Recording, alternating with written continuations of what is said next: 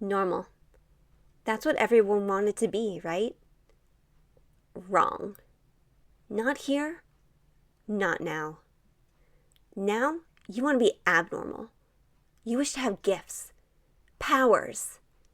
You would like to be able to move things with your mind and control plants. You would wish to be so much more than normal. However, that's what I am. Normal. My sister, on the other hand, was not. She was abnormal, like what you wanted to be. She was the special one. The one with plant magic. I was nothing compared to her. At least, that was what my parents had always said. They treated her like an innocent kid who could never do anything wrong. But she could do things wrong. I was just the one that get blamed. It was so bad, to the point where she once hurt me while working with her magic, and my parents, or our parents, got mad at me for not being careful enough. I understand being worried and getting mad then, but they held genuine anger at me. Me! Not her. Me. I may be overreacting, but I believe to have the right to think that was unfair. It was always like that. I was always the one to get in trouble for stuff she did. Present time. Luna paced around her room, restless. She just got blamed for another thing her sister did. Thoughts ran through her head about what kind of punishment she could face this time. She brushed a hand down her face, touching the scar on her eye. It was a reminder that even if she didn't do anything wrong, she would still face the consequences of her sister's actions. Anger and frustration ran through her veins as she slammed her fist into a nearby wall. She was sick and tired of being treated like a stranger in her supposed-to-be home.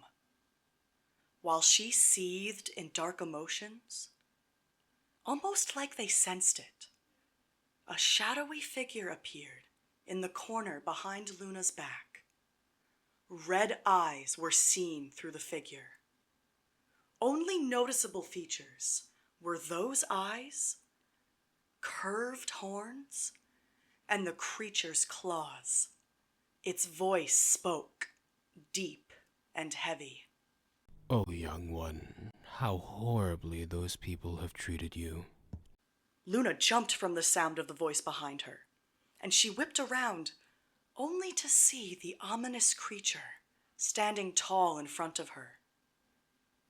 She started to back away slowly out of fear, and was trying to scream, but her voice was stuck in her throat.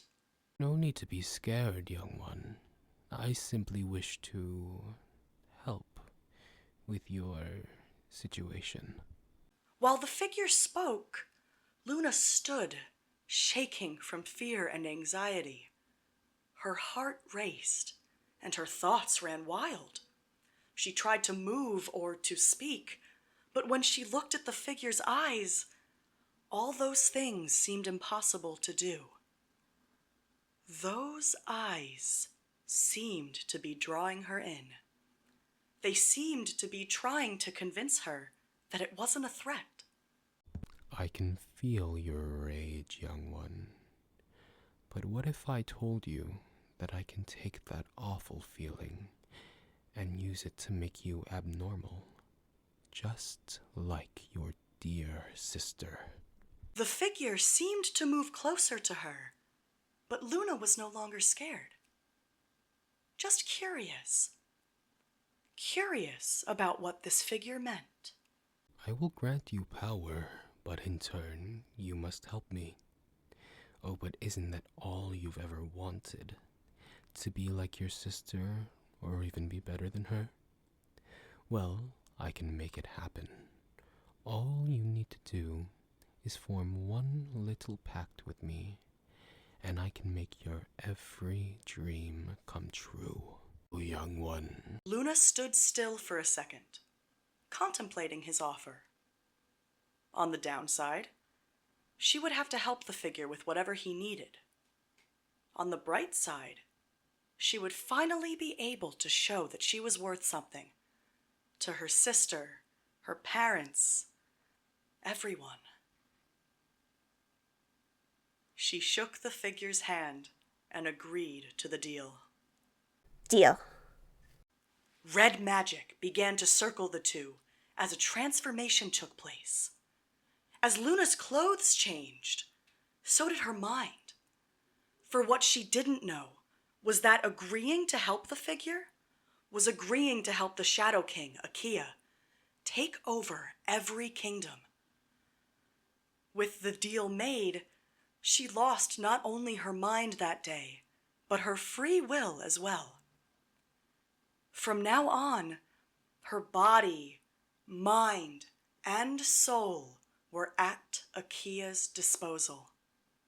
Using this to his advantage, Akia used her body and controlled her mind, making her kill her parents and burning their house and everyone's in the village down.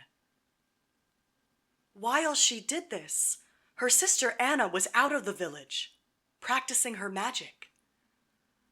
By the time she made it back to the village, all that was left was ash and Luna standing there, looking blankly at the scene before her. Tears welled up in Anna's eyes as she screamed at her sister. Sister! Luna! What did you do? Why? Nothing was said from Luna as she turned towards Anna with a smile on her face, and yet a blank look in her eyes. She slowly turned back to the burnt village, only to take off and run into the forest near their village. All the while, Anna lay there crying and swearing to get her revenge. To be continued in episode 1.